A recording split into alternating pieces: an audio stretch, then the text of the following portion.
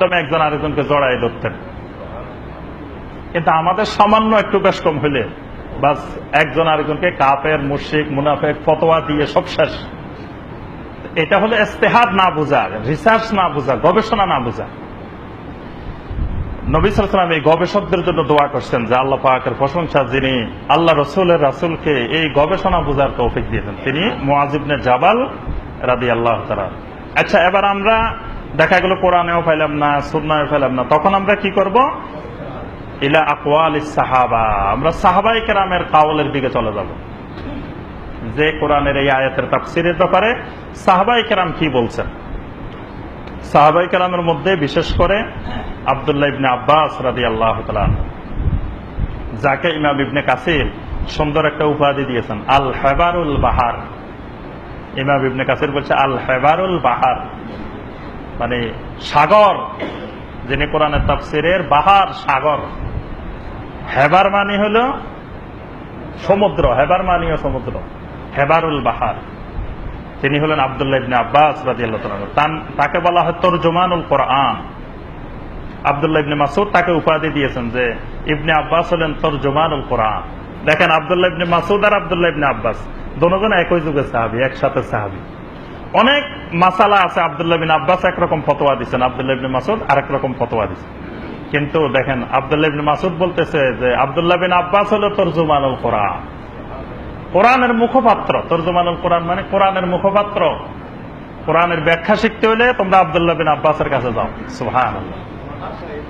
নবী সাল্লাল্লাহু আলাইহি ওয়াসাল্লাম আব্দুল্লাহ বিন আব্বাসের জন্য দোয়া করছিলেন, আল্লাহুম্মা ফাক্কিহু ফিদ্দীন ওয়া আল্লিমহু তা'বীল। হে আল্লাহ, তুমি আব্দুল্লাহ বিন আব্বাসকে দ্বীনের ফিকহের জ্ঞান, গভীর জ্ঞান দাও, ওয়া আল্লিমহু তা'বীল, কোরআনের তাফসীরের জ্ঞান দাও। সুবহানাল্লাহ। নবী সাল্লাল্লাহু আলাইহি ওয়াসাল্লামের দোয়ার বরকতে আব্দুল্লাহ বিন আব্বাস রাঈসুল মুফাসসিরিন হয়ে গেলেন, তরজমানুল কোরআন হয়ে গেলেন।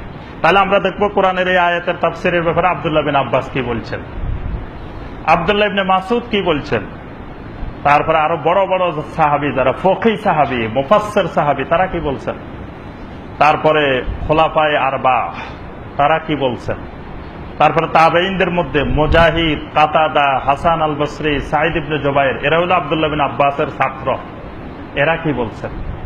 এইভাবে কোরআনের তাফসীরে আগাইতে হবে। বুঝতে পারছেন কথা? কোরআনের তাফসীর করার সিস্টেম হবে এটা আহলুস সুন্নাহ ওয়াল জামাতের। নিজের থেকে কোরআনের কোনো কথা বলা যাবে না। যেমন দেখেন, আপনাদেরকে একটা কথা বলি, বর্তমানে যেটা বেশি বেশি শোনা যায়, আমরা ছোটবেলায় শুনতাম না, ইদানিং শুনি। সূরা আল আরাফের 204 নম্বর আয়াত, ওয়া ইযা কুরিয়াল কুরআনু ফাসতামিউ লাহু ওয়া আনসিতু লাআল্লাকুম তুরহামুন। যখন কোরআন পাঠ করা হয় তখন তোমরা শোনো এবং চুপ থাকো। আচ্ছা, কোরআন পাঠ করা হয়, তোমরা শোনো আর চুপ থাকো। আব্দুল্লাহ ইবনে আব্বাস রাদিয়াল্লাহু তাআলা, যিনি রাঈসুল মুফাসসিরিন, তিনি বলতেছেন ইন্নাহা নুজিলাত ফি খুতবাতিল জুমআহ। এখানে জুমার খুতবার কথা বোঝানো হয়েছে। যিনি তরজমানুল কোরআন, তিনি বলতেছেন যে আল্লাহ কোরআন পাঠ করা হয় মানে যখন জুমার খুতবা দেওয়া হয় তখন তোমরা চুপ থাকো আর শোনো, এটা বলছেন আল্লাহ পাক। আব্দুল্লাহ বিন আব্বাস বলতেছেন এটা জুমার খুতবা, আর আমরা বানাইছি এটা নামাজের মধ্যে। নামাজের মধ্যে ইমাম যখন কেরাত পড়ে, খবরদার মুসল্লি কেরাত পড়া যাবে না। তা আব্দুল্লাহ বিন আব্বাস কোরআন বেশি বুঝছে না, আমরা বেশি বুঝছি, আমরা বেশি বুঝে গেছি। এই জন্য কোরআনের তাফসীরের ক্ষেত্রে খুব সাবধান থাকতে হবে, যে দেখতে হবে যে প্রথম কোরআনের ব্যাখ্যা কোরআনে কি আছে, কোরআনের ব্যাখ্যা হাদিসে কি আছে, তারপরে দেখতে হবে কোরআনের ব্যাখ্যা সাহাবায়ে কেরাম কোরআনের কি ব্যাখ্যা দিচ্ছেন। এই আয়াতের ব্যাখ্যা আব্দুল্লাহ বিন আব্বাস কি দিচ্ছেন, আব্দুল্লাহ বিন মাসউদ কি দিচ্ছেন।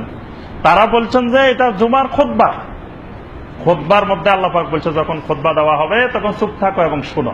আচ্ছা দেখেন, যেখানে খুতবার মধ্যে চুপ থাকা এবং শোনার কথা আল্লাহ পাক বলছেন, সেখানে নবী সাল্লাল্লাহু আলাইহি ওয়াসাল্লাম খুতবা দেওয়াকালীন এক লোক আসার পরে বলছেন যে কুম ফাসাল্লি, সালিক আল গাতফানি রাদিয়াল্লাহু তাআলা আনহু বলছেন যে তুমি নামাজ পড়ো, 2 রাকাত নামাজ পড়ো।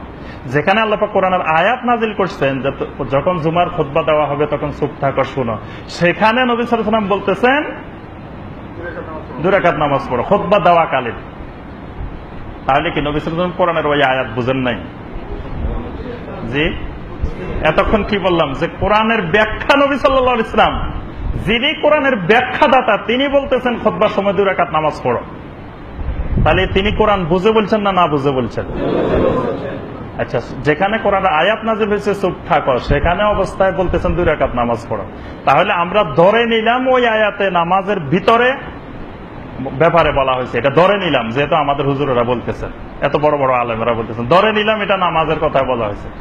যদি নামাজের কথাও বলা হয়, সেখানে নবী সাল্লাল্লাহু আলাইহি ওয়াসাল্লাম বলতেছেন যে লা তাফআলুহা ইল্লা বিফাতিহাতিল কিতাব, খবরদার আমার পিছনে কেরাত পড়িও না, তবে সূরা আল ফাতিহা পড়বা।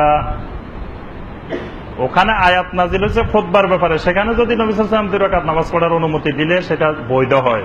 তো এখানে যদি নামাজের ব্যাপারেও হয়, তাও তো নবী সাল্লাল্লাহু আলাইহি ওয়াসাল্লাম স্পষ্ট করে দিয়েছেন যে সূরা আল ফাতিহা পড়ো। কথাটা বুঝতে পারছেন?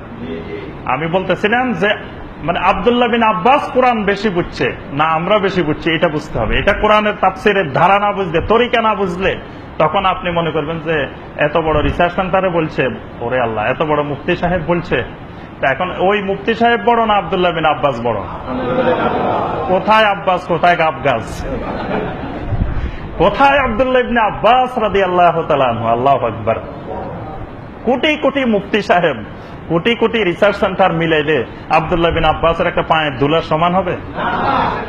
কোথায় আব্দুল্লাহ ইবনে আব্বাস? সে আব্দুল্লাহ বিন আব্বাস রাদিয়াল্লাহু তাআলা আনহু, আব্দুল্লাহ বিন মাসউদ রাদিয়াল্লাহু তাআলা আনহু, হাসান আল বসরি রাহিমাহুল্লাহ, সাঈদ ইবনে জুবাইর রাহিমাহুল্লাহ, সবাই বলতেছেন যে এই আয়াত নাযিল হয়েছে খুতবা, জুমার খুতবার ব্যাপারে। আমরা এখন বাইর করছি, আবিষ্কার করছি এই আয়াত নাকি নামাজের সময় নাযিল হয়েছে।